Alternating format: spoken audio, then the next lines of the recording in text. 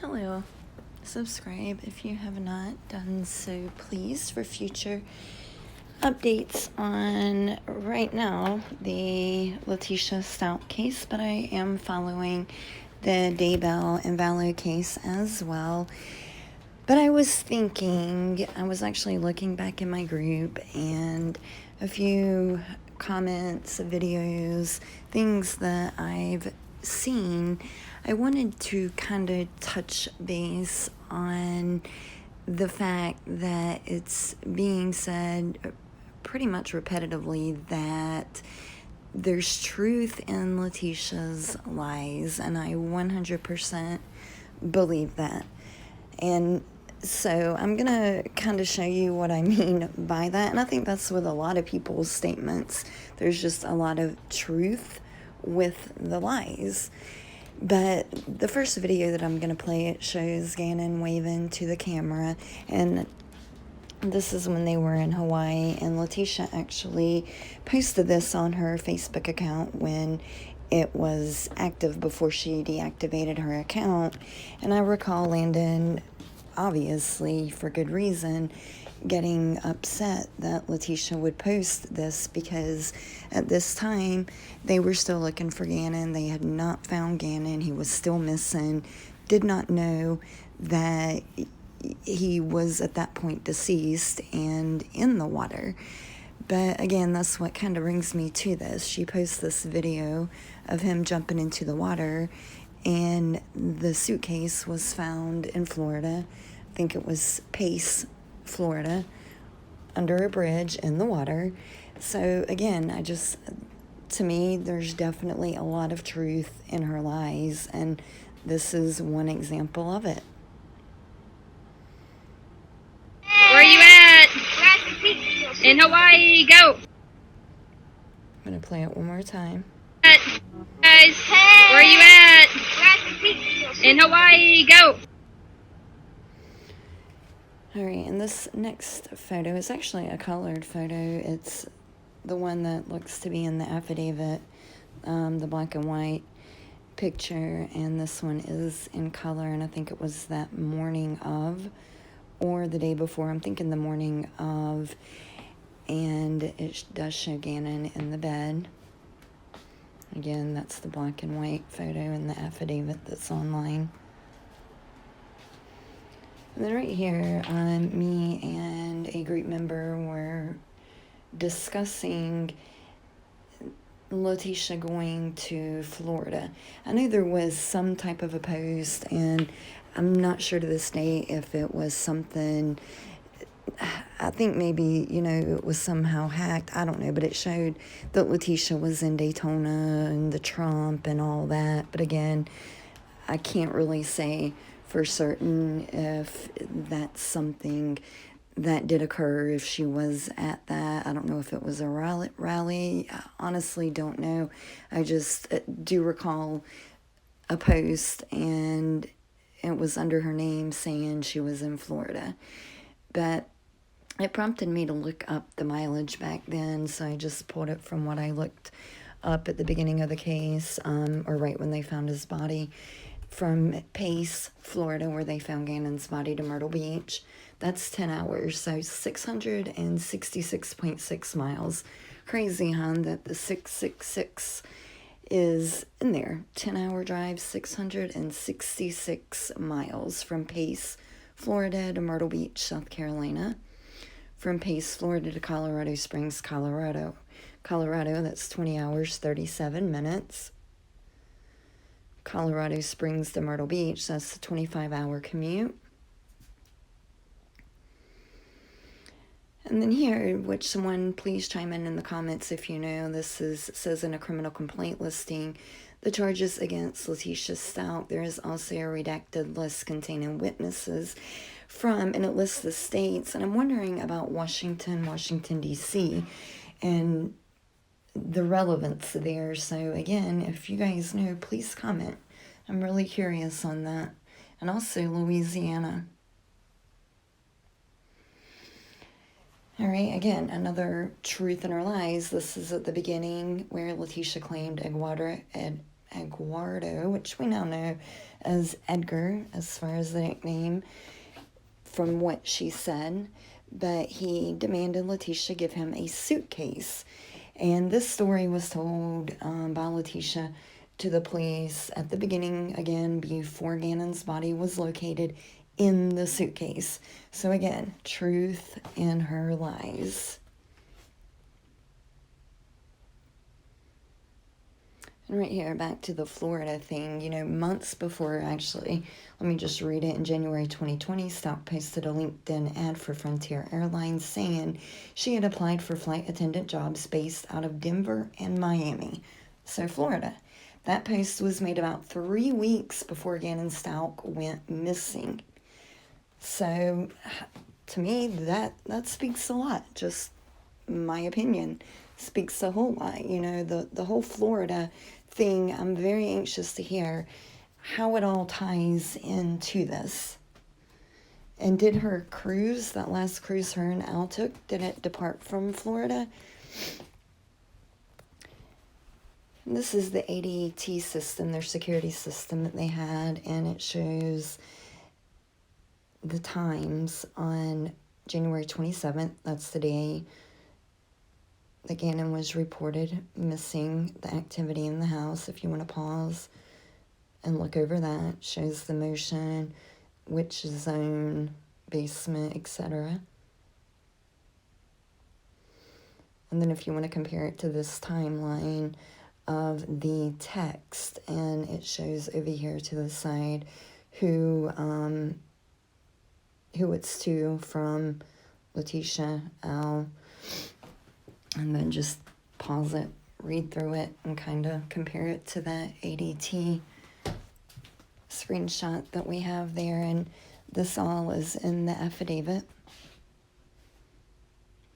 And this right here, kind of interesting. It turned up months back again. This was a long time ago. I think WTAF had it on their Facebook group. But it's the candle overturned, and as you can see, to me it does not look like wax, but again, I don't know, that's what I would imagine a raspberry type wax, if that makes sense to look like.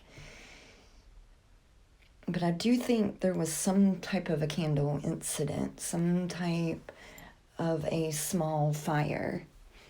Intentional, maybe not, but I do think intentional, maybe to cover up what had happened, because remember, per the affidavit, there was a lot of blood spatter in that house, specifically in Gannon's room, from what I'm remembering. And here's some messages in regards to the candle from Leticia. Just speaks that Gannon was having a few days of silly accidents, and she's saying they can't blame me of him starting a fire and having blood, and they seen the candle. And then a poster asked how much blood did they find in the garage. Leticia goes on to say, and the fire people investigated, yes, in the garage, plus Albert cut his finger off in the garage. And then more of the conversation in here talks about that piece of wood, which again, they did find particle board. It's in the affidavit. And I'm thinking they had matched the blood on it. I'll have to double check that. But again, it's in the affidavit. And it does show the particle board.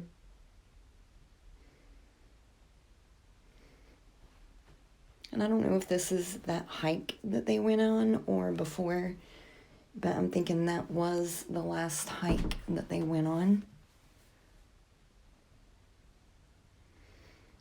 And again, I'm not certain if this is that cruise that they had just went on and came back from. I'm thinking so. And something about that dress is just sticking in my mind, but I do not recall what other photo or video that I've seen this dress in, but that floral print pattern definitely sticking in my mind. I do not know when this photo was taken, but obviously she has some type of experience with a gun that looks like a semi-automatic rifle. And she's obviously at the gun range.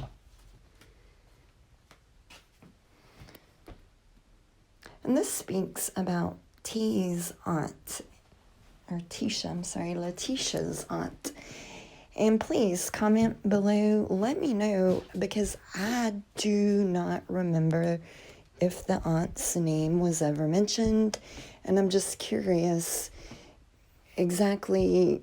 I know that, or I'm assuming that she had drove down and back up with Leticia when they had the U-Haul, but I can't place her.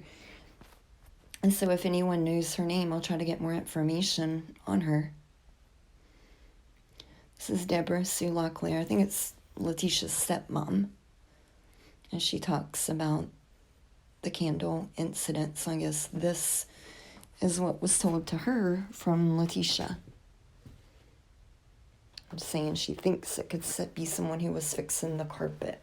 Remember, that's what Leticia said, that's the reason she had went and hired Edgar to fix the carpet, because of the candle. He was working in the neighborhood. And then she, again, talking about the candle, or goes on about the candle.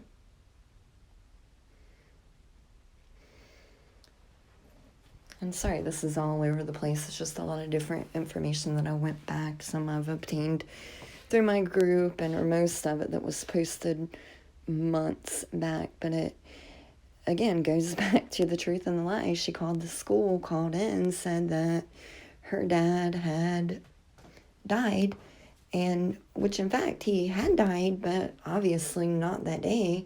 He died or around January 15th, that's when the obituary came out, January 15th, 2009.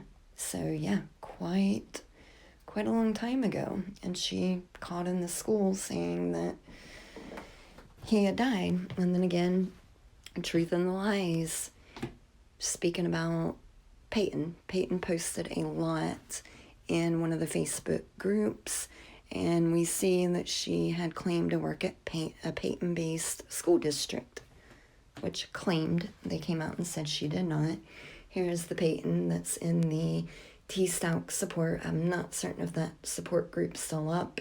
If it is, I am not in there, but I was solely in there just to read what they had to say, benefit of the doubt, yada, yada, yada, just both sides. I want to look at both sides of it. She mentions the sock and then that particle board again.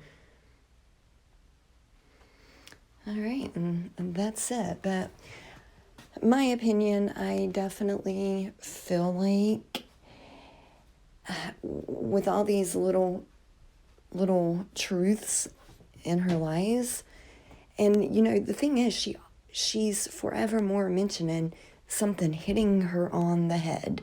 You know, her blacking out, just hitting on the head. The book fell at the school and hit her on the head. And that, actually, I read, had came from a parent of her child was in Leticia's classroom, and she had, I guess, was out of school after that for a bit because the book, I think it was a book, not a bookshelf, a book, had fallen on her head.